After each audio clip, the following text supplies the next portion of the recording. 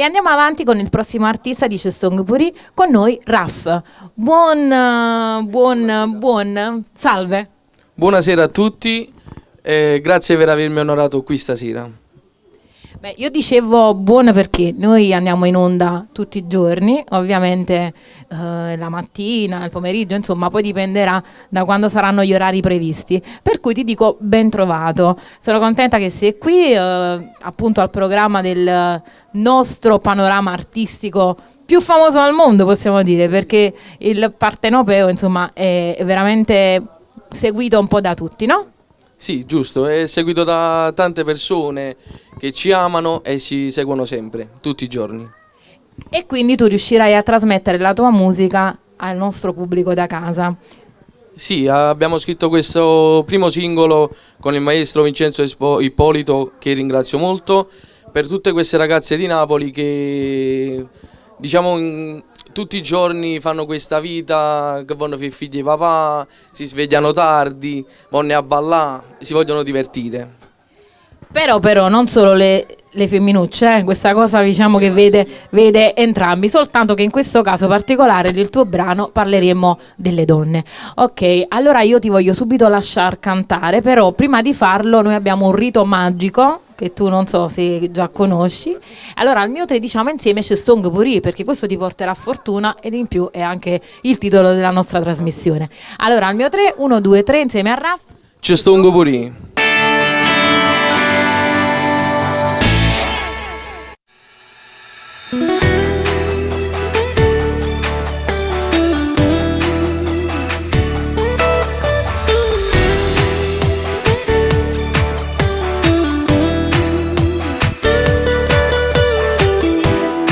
Tutte guaglione che nascono qua, su bamburella figlie sta città, la piccerella so femmina già, soltanto a Napoli e può trovare, protagoniste su tutti i social, e seguitissime dai follower. Come so belle sti guaglioni Napoli, portano sempre solo rinde vigole. Sono carnale quando si innamorano, ma sono scitate cascole mamma. Sono troppo belle quando si riparano, che fanno girare capo quando scendono. Vanno a ballare sempre per l'11, 3 ore innanzi specchio si trucca.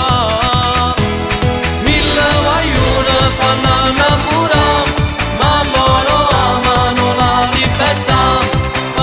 La vita volesse ne fa e figlie papà.